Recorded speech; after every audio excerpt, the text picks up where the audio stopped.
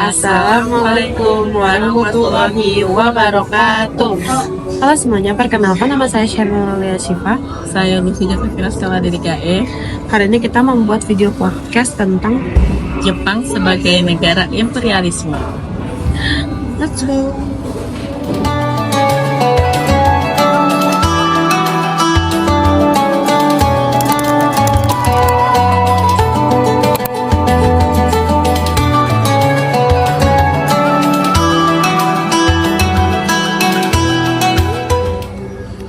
Halo semuanya, balik lagi di podcast Teenagers. Aku Sharon dan lagi bersama Stella. Hari ini kita akan bahas sesuatu yang menarik banget. Bener. Jadi kita berdua akan membahas sesuatu yang menarik. Tebak apa itu? Dan yap, Jepang.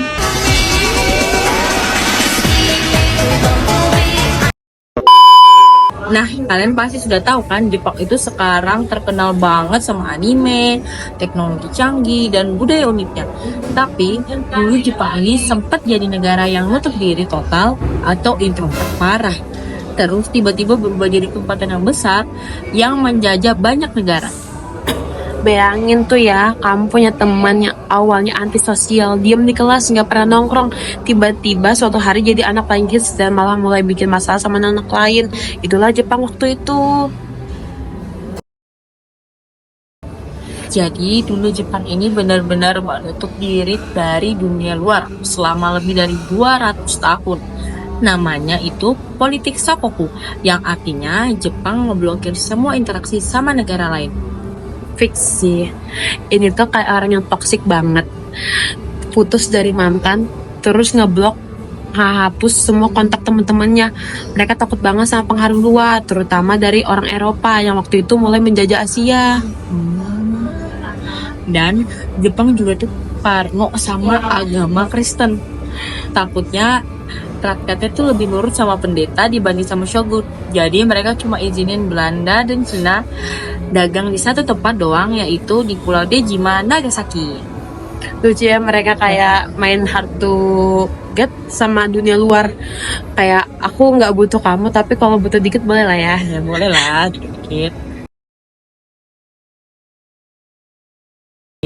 Nah, masalahnya dunia itu sudah makin maju, sementara Jepang itu masih asik sendiri. Nah, Amerika tuh datang kayak tetangga yang tiba-tiba gedor pintu kamu malam-malam. Wih, benar sih. Tahun 1853, Commodore Matthew Perry dari Amerika datang bawa kapal hitam yang gede-gede. Jepang langsung panik tuh. Nah, ceritanya tuh kayak orang gedor rumah tetangga pakai tangki. Itu Amerika tuh bilang kayak gini, buka pintu atau kita kasih masalah nih ke lu. Oh my god. Nah, Jepang yang awalnya keras kepala akhirnya nyerang pada tahun 1855. Jepang tekan perjanjian Shimoda dan mulai terbuka buat perdagangan. Oh, jadi Jepang yang awalnya diam-diam aja akhirnya mulai gabung ke dunia pergaulannya tuh. Ih, Jepang. Setelah Jepang buka diri, mereka tuh sadar kalau mereka tuh ketinggalan jauh banget sama negara lain yang udah punya kereta api, senjata modern, ekonomi yang kuat, sedangkan mereka masih nyari nafkah pakai samurai. Aduh. Akhirnya tuh pada tahun 1868 Kaisar Meiji bilang nggak bisa gini terus, kita harus upgrade. Mulailah restorasi Meiji alias reformasi besar-besaran. Nah, apa aja sih yang diubah? Jadi aku mau kasih tahu nih apa aja yang diubah. Yang pertama ada militer modern, samurainya dihapus. Jepang itu bikin tentara kimia ya seperti Jerman. Yang kedua ada industri dan teknologi. Jepang itu bangun pabrik, bikin kapal perang, kereta api, dan lain-lain. Kemudian yang ketiga ada pendidikan. Jepang kirim anak-anak muda buat belajar ke luar negeri, contohnya ke Amerika, Inggris, dan Jerman. Mau deh, dari negara yang cupu, Jepang langsung naik level jadi player utama di dunia.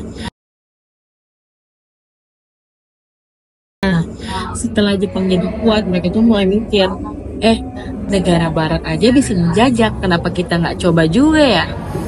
Ini tuh kayak anak baru di sekolah yang tiba-tiba jadi ketua geng dan mulai nyari ribut sama orang-orang. Nah, makanya Jepang karena merasa lemah dari negara barat yang bisa menjajah negara lain, jadi dia ikutan tuh menjajah atau mengajak perang negara lain. Contohnya ada perang Sino di Jepang pada tahun 1894 sampai 1895. Jepang menang tuh lawan Cina, dapat Taiwan tuh. Terus perang Rusia Jepang 1904 sampai 1905. Jepang bikin shock dunia karena negara Asia bisa ngalahin Rusia. Pendudukan Korea dari 1910 sampai 1945. Jepang menjajah Korea sampai 35 tahun. Pada 1945 kita juga lagi merdeka tuh. Lama juga ya ternyata. Nah, sampai akhirnya Jepang itu masuk dan nyerang Indonesia pada tahun 1942, ngusir Belanda dan menduduki Indonesia.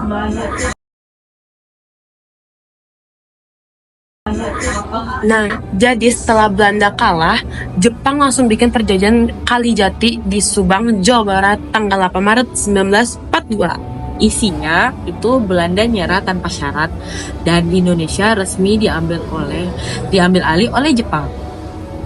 Awalnya rakyat Indonesia senang, mikirnya Jepang itu wali kelas baru yang bakal lebih santai daripada Belanda. Taunya lebih killer lagi nya. Tugas Ay. lebih banyak, aturannya lebih ketat dan hukumannya lebih serem lah.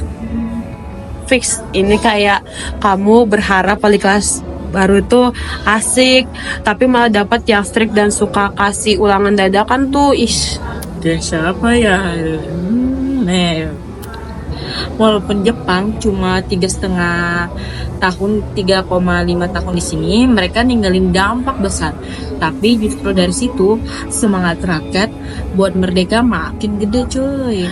Bener, jadi perjanjian Kalijati emang bikin Belanda cabut, tapi perjuangan Indonesia baru dimulai tuh.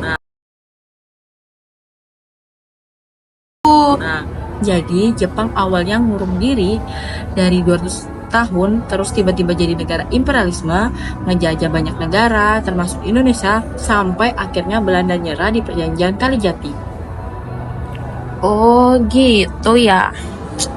Perjalanan Jepang ini tuh bener-bener kayak karakter game yang dari levelnya 1 langsung ke speedrun ke level 99. Tau gak sih, sampai kayak mentok gitu.